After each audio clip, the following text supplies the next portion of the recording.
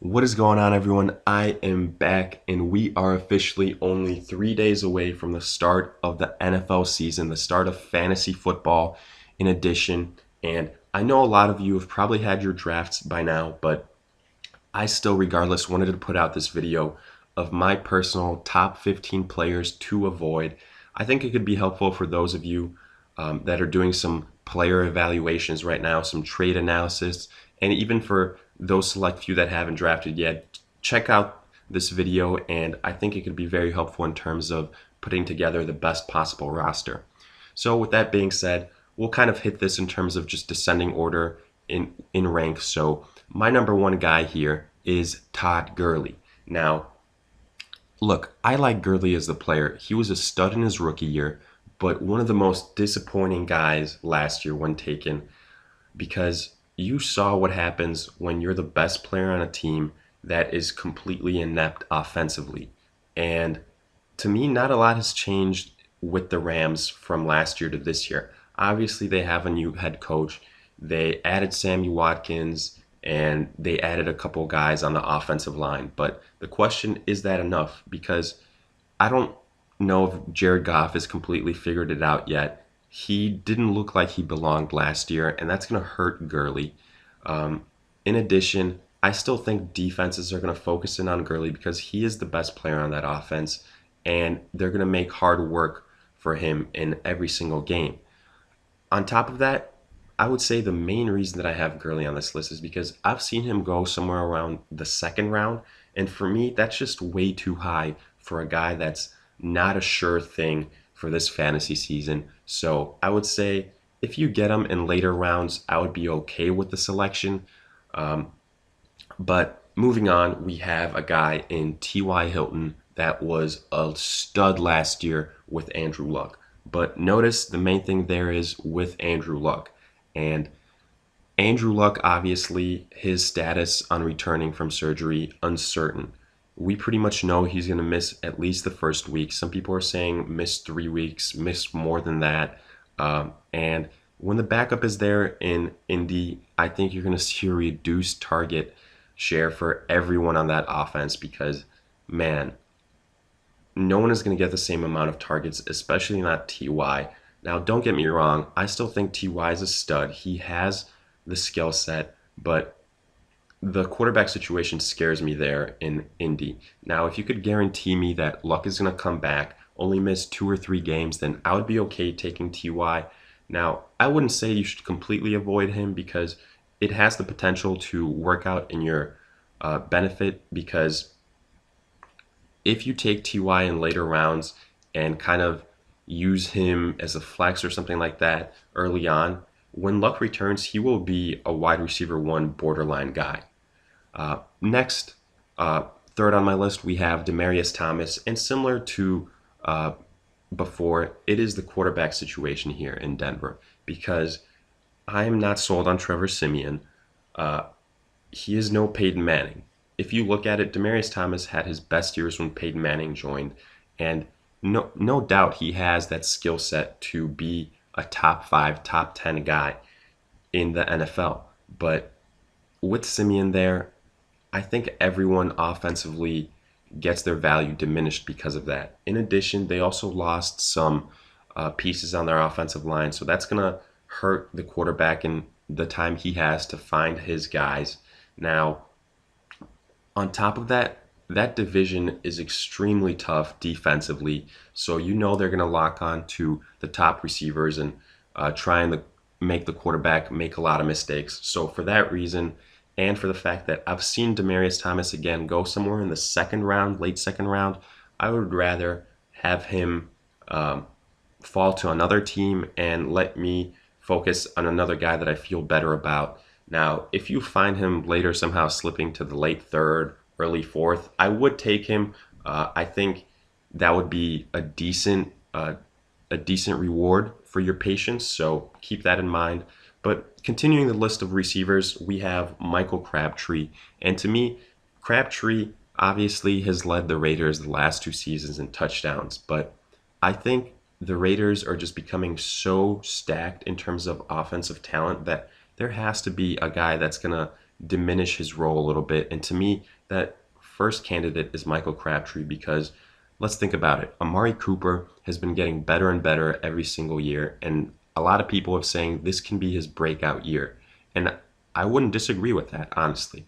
On top of that, they bring in Marshawn Lynch, who's going to steal away some red zone targets for Crabtree because he'll be the primary guy in the red zone, punching it in short yardage. And additionally, Crabtree is, I would say, kind of a touchdown dependent guy. So if his touchdowns dip a little bit, you'll kind of see his value also diminish. And maybe I'm all right with having him as a flex, but a lot of people have him as their wide receiver too. And for me, that evaluation just isn't there.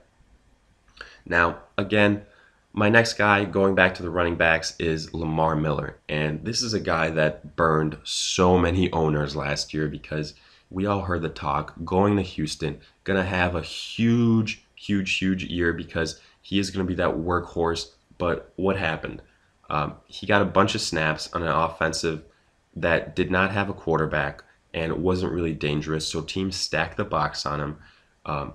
He got worn out, got injured, and then would sometimes even get swapped out for Alfred Blue when he was healthy. So to me, that told me he is not where he needs to be. Honestly, I don't think much has changed with Houston this year. Obviously, they added Deshaun Watson, but you cannot tell me when he's going to take the field. So I don't feel as comfortable taking Lamar Miller. I don't know what Tom Savage is necessarily. So again, a big question mark there. And similar to Gurley, Miller has been going somewhere in the second round. And for me, I would want to avoid taking Miller there, even in the early third round. I would rather have maybe a guy like Isaiah Crowell, even though he is on the Browns. Now, going back to the receivers, I have Davante Adams. And people might say, man, he's on the Packers. How can you have anyone on the Packers on this list?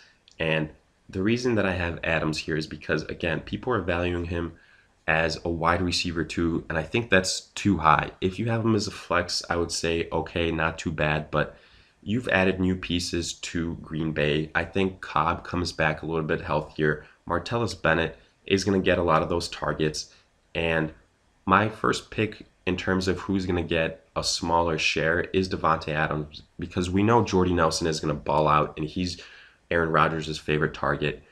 Ty is going to take some, or Ty Montgomery is going to take some of those targets away in addition. So for me, Davante Adams is going to lose his role a little bit. And just because he had such a huge breakout year last year, it's going to be really hard to reproduce that. But with that being said, I would still say maybe he is worth an add on your team. Keep him as that flex, maybe even keep him on your bench, because if there are any injuries on that offense, he will greatly benefit.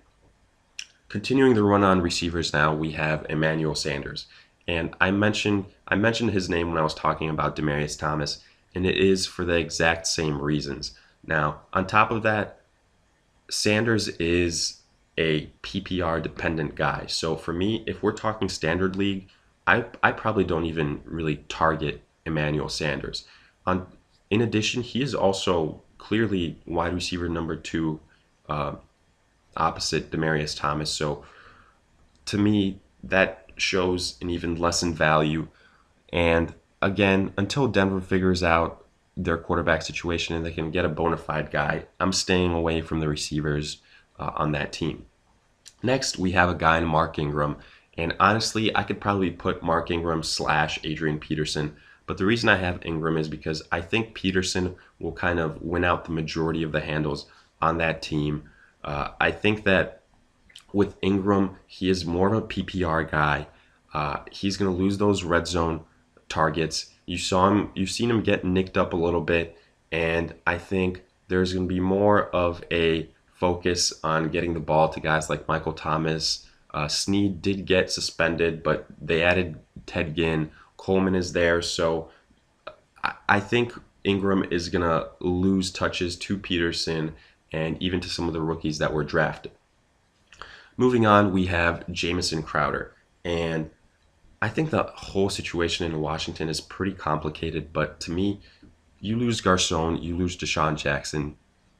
So automatically you've lost a lot of your offensive weapons, but afterwards, you go ahead, add Pryor. You have your rookie from last year returning from injury, and that kind of, to me, makes Jamison Crowder the odd man out, especially if your league doesn't have scoring for special teams. Now, I think maybe if there's an injury somewhere, Jamison Crowder gets a little bit of a bump up. I think he's more of a home run guy, so I try and stay away from guys like that. Next, again, this was a guy you heard me mention when I was talking about Gurley, but Sammy Watkins. Now, Sammy Watkins has all the talent in the world, but there's a couple things. I was never a fan of him, even when he was in Buffalo. He was always injury prone, and now even less so with the Rams because the quarterback situation there is worse, offensive line there is worse, and just in general, a tough division.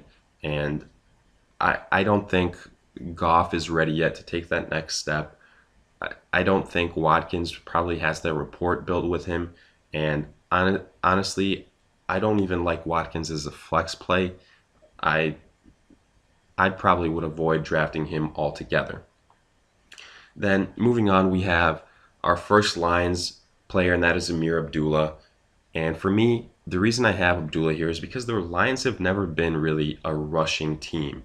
And look no further because I read a stat the other day that their last 100-yard rusher in a game was Reggie Bush. That's how long ago it was. And to me, that's insane because that's not that hard to do, yet it's been so many years since that happened. And we saw last year Abdullah gets nicked up. I think with Stafford there, they're always going to be a pass-first team. And for that reason, I don't like Ameer Abdullah, not as a running back two, not as a flex guy, not even really as a backup bench guy. Now, next we have a guy in Joe Mixon, obviously one of the rookie backs. And to be frank with you, I could list pretty much all of the rookie running backs here because the hype for the rookie running backs this year in fantasy is unreal, like I've never seen before. I think the only one that might be justified is maybe a guy like Christian McCaffrey, and only in PPR situations. Obviously, a lot of people love the Kareem Hunt because he's going to be the main guy, but I haven't seen enough from him. I need to see some real game film in the NFL level. Preseason doesn't count until I invest a second round pick on him. And same thing with Joe Mixon. He's not even the top guy on his team, yet people are putting him as a running back too. And that's all based off potential. You cannot guarantee me that Jeremy Hill is going to give up his spot. You can't guarantee me that Gio Bernard isn't going to take away some opportunities from Joe Mixon. So for that reason, I can't have him. I can't have him comfortably on my roster. Maybe as a bench guy that potentially, with some injuries taking place, he can take over that role, similar to Kareem Hunt. Now, almost to the end of the list, we're going to end it off again on a running back note. We have Danny Woodhead. And with Woodhead, I think it's a situation that, man, Baltimore, I don't want to touch anyone on that offense. And the main reason is, if you take a look at all of their injuries on offense, it is ridiculous. Guys that have already been put on the IR. Now, Joe Flacco just returned from his injury, not 100% healthy. I think that's going to hurt people. You still have West there. He's the main guy. But they've lost guys on the offensive line, some tight ends that are good at blocking. So I cannot put Danny Woodhead high on my list. He's obviously a PPR guy, but I can't week in and week out rely on him. He is a flex guy at best and only in PPR situations. Otherwise, I honestly wouldn't even feel comfortable with him as my PPR guy. Someone that I would just avoid in general. And almost to the end of it now, we have Doug Martin. And for me, the reason I have Doug Martin here is because, honestly, I think Martin is getting close to that fantasy irrelevance point because he always seems to get injured or some other issues. This year, it's a suspension. Jacquizz Rodgers has been playing well, so I wouldn't be surprised if Martin honestly slowly gets phased out of that offense. And they've added so much weapons in the passing game that I think that becomes more of a focal point. So for that reason, I have Doug Martin devalued. And then finally, Paul Perkins. And the reason I have Paul Perkins here is because I think a lot of the hype behind him, and not necessarily hype, but a lot of the value around him was just because he was the main guy in New York. And that was the only reason. Like, nobody talked about his skill set. Nobody talked about the offensive line with the Giants. No one talked about how they're a pass first team. They just said Perkins is running back number one, so he's going to be a stud. But I don't think that necessarily translates to him being a good fantasy player. Definitely not a starting running back for me. Not even really a flex. Maybe, again, a guy that will put on my bench and just kind of track that situation in New York. But that is the conclusion of my list. Let me know what you guys thought. Are there guys on the list that I should have kept off? Are there guys that I should have included? Do you agree or do you disagree? And as always, like, subscribe, and I will see you guys in future videos.